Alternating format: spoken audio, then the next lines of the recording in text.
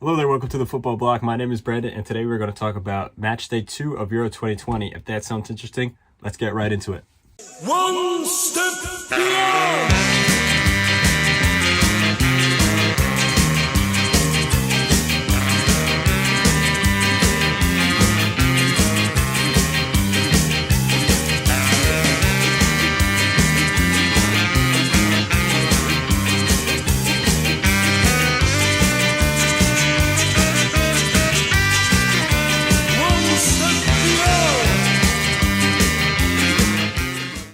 So now that every team has played at least 2 matches at Euro 2020, let's do a recap and look at each group and see how each team fared. Who's playing great, who's playing bad, which players are playing great, which players are playing bad, who scored the best goals, and everything else in between. So to start off with Group A, we have Switzerland versus Italy. Italy won this game 3-0, absolutely brushed aside Switzerland in a hugely dominant performance.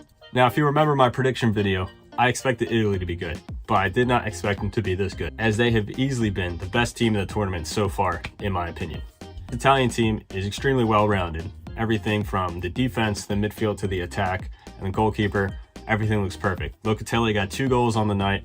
Immobile scored his 3rd goal of the tournament. And the interesting thing about this team is that it's an Italian team, so stereotypically you'd think they'd be really rigid, really defensive, and while they are still very strong defensively, the whole team is still built around this defensive solidity.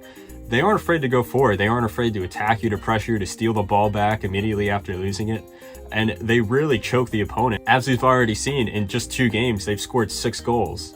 Now, obviously, they've conceded 0, but 2 back-to-back 3-0 wins is a huge achievement, no matter who the opponent is. As for Switzerland, it's a very solid team, and Italy made them look like minnows. As for the other match, Wales versus Turkey. In a very dominant performance, Wales defeated Turkey 2-0. Like Italy, Turkey are a team that I expected to do well heading into the Euros, but unlike Italy, Turkey have been nothing short of awful. So far throughout this tournament, they've looked to be arguably the worst team on the pitch, unfortunately for the Turkish fans.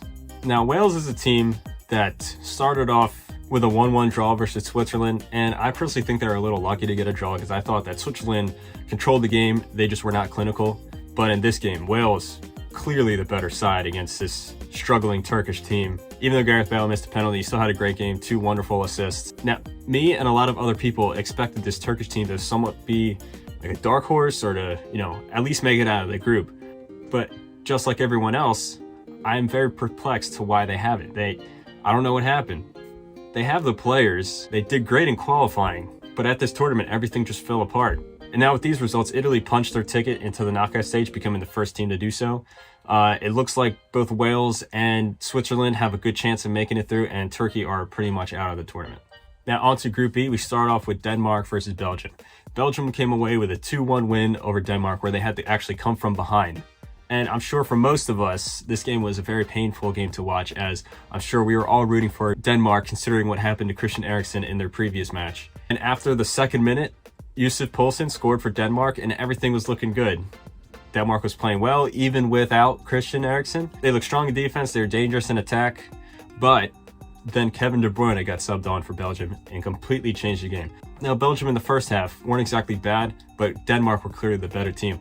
And then De Bruyne came on and completely changed the whole entire complexion of the match.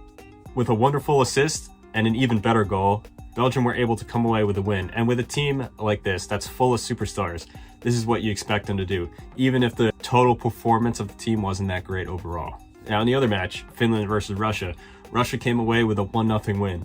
Now this is great for Russia as they look to redeem themselves after their opening 3-0 loss to Belgium. And while they did come away with a win over Finland due to a great, quick, and smart finish from Miranchuk, Russia definitely need to get a result against Denmark if they want to have any chance of progressing to the knockout stage. And as for Finland, it was a shame to see them lose, but with a team as inexperienced as this, it isn't that much of a surprise, in all honesty. Now on to Group C. The next match we're going to talk about is Netherlands versus Austria. In an extremely exciting match last round, Netherlands overcame Ukraine 3-2. And while it was a very exciting match to watch, Netherlands looked to have some serious deficiencies at the back, giving up a 2-0 lead to allow Ukraine to equalize and come back into the match. Now against Austria, we saw a much improved performance from the Netherlands, as they were clearly the better team and they played like it as well. Austria had barely any chances throughout the match. The Netherlands controlled the game and their win never really looked in doubt. The next match of the group Ukraine versus North Macedonia. Ukraine ended up winning this game 2-1. And while this is an expected scoreline, North Macedonia did play their hearts out, and you do feel for them, as this is their second loss of the tournament and they are pretty much eliminated. For a team that's never played at the Euros before, they did show up and they did try their best, and it is a shame to see them exit like this. Now on to Group D. The first match we're going to look at is England versus Scotland. In one of the oldest rivalries, if not the oldest rivalry in world football, it was great to see this match in a tournament like the Euros. Even though it ended up in a 0-0 draw, it was a great game, and in all honesty, in my opinion, I think Scotland were actually the better team. Both sides had great chances, but when you take into consideration the gap in quality, I think Scotland actually played the better football throughout the match. Now, both sides defended well, but didn't really create enough in attack. When you look at Scotland's attack, that's understandable, but when you look at England's attack, and you look at players like Harry Kane, Raheem Sterling, Phil Foden, Mason Mount, it really is a disappointment. Now, this isn't the end of the world for England, as they did come away with a win versus Croatia in their first match, and all they have to do is just beat Czech Republic in their next match, but still, they aren't playing together as well as a team as most expected them to. In the second match of the group, we have Croatia versus Czech Republic. And again, this game ended in a draw, this time a 1-1 draw. I actually think that Czech Republic were slightly the better team, even though Croatia were in the game throughout the entire match. Patrick Schick scored his third goal of the tournament, but Ivan Perisic equalized with a very nice curling effort. Now, Czech Republic are in a great position to advance to the next round, but Croatia are in trouble a little bit. And considering how well Scotland played against England, that's no easy task. Now on to Group E. Next up, we have Spain versus Poland. Now this match, Morata, man. As someone like myself who's rooting for Spain, this game was very painful to watch. For the most part, this looked like more of the same as the game against Sweden, where Spain had all the possession, they controlled all the ball, but all the passes were side to side. They seemed to lack the ambition to unlock the opponent's defense, as well as the player quality of years past. Now, this team may not be as talented as the one that won Euro 2012, Euro 2008, and World Cup 2010, but it's still one of the most talented squads in the world. Now, as for Morata, though, the guy had a terrible game against Sweden, and he looked to have redeemed himself when he scored against Poland here. And it was a great finish, by the way. Even though Spain looked to be the slightly better team, Poland were in it throughout the entire match. And all that perseverance paid off when Robert Lewandowski scored a great header, marking his first goal of Euro 2020, much to the delight of Polish fans. And moments after that, Spain were given an absolute gift when they got a penalty. Moreno stepped up to take it and missed.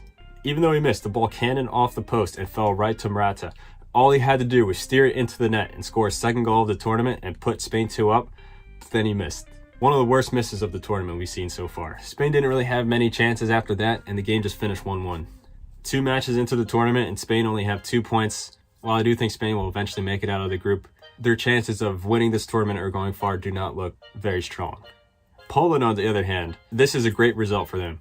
After losing to Slovakia in their first match in a very disappointing fashion, they look a much improved side. And while it won't be easy, they still have a chance to make it to the next round if they're able to beat Sweden. Speaking of Sweden, they came away with a 1-0 win over Slovakia in the other match of this group. Now, I thought this game was pretty evenly matched. Both teams played well. Neither team was able to fully dominate the match, but I think the result is fair, as Sweden were slightly better, but not far much better. Now, on to the final group of the Euros, Group F, the group of death. The first match we're going to look at is Hungary versus France. Now, I've said this many times, and I will continue to say it, but France are simply overrated. To put it into perspective, they were losing this game until Antoine Griezmann scored a 70-minute equalizer. And now, Hungary aren't a bad team, they're a good team, but France are the world champions. They have a world-class player in every position. They should be easily winning this match. The problem with this team is all their talented players simply just don't play together. They are way too focused on themselves rather than the whole team collective. And possibly even more damaging, the manager, Didier Deschamps, does not seem to have a full grasp on the squad, and it doesn't seem like he's able to manage all the egos. Just in terms of player quality though, France have the most talented squad in the entire world, and just for that very reason, I still think they'll go far in this tournament, but I don't think they have it in them to win it. Now, I could be wrong. With a team this talented, who knows, maybe a guy like Mbappe or Benzema will just have a tournament to remember and then wins the whole thing for France. Or maybe they will finally click together and start playing as a team. But as of right now, it looks more of the same for France as they played at the 2018 World Cup and Euro 2016 and all the matches in between. They simply just don't play together. And individual talent can only take you so far in a tournament like this. As for Hungary, I feel that this was a much deserved draw for them. They were very unfortunate to come away with a 3-0 loss in their opening match to Portugal. But I think in this match, they really showed their grit, their determination, and as a result, they come away with 1 point.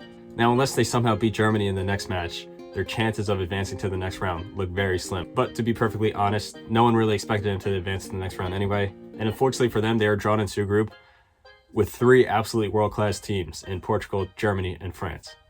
So simply coming away with a point against the world champions is definitely admirable enough. As for the other match in the group, Portugal versus Germany, this is arguably the most exciting game of the match day and probably the most exciting game of the Euro so far. In an absolutely crazy match full of goals, Germany came away with a 4-2 win over Portugal, who are the reigning Euro champions, by the way. Now, when I say this game is crazy, this game is absolutely nuts.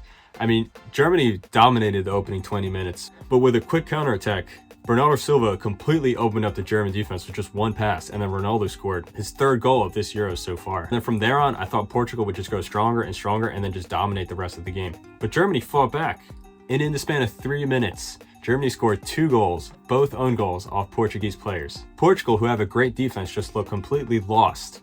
Gosens, as a wingback for Germany, had one of the best performances of his entire career. And after both he and Kai Havertz scored for Germany, Portugal were losing 4-1.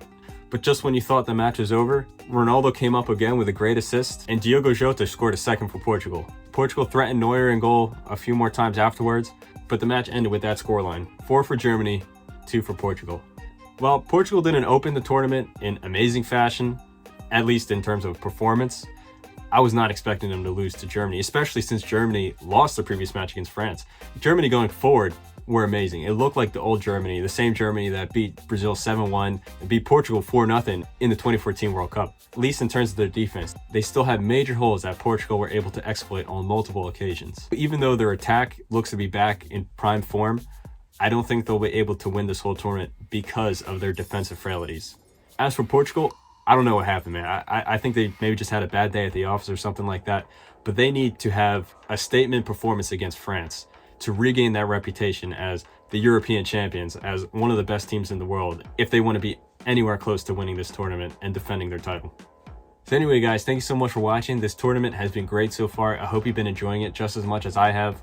Make sure to leave a comment, like, and subscribe. My name is Brandon. This has been the Summer Football Fest, presented to you by the Football Bloc. Hope you guys have a nice rest of your night. One step beyond!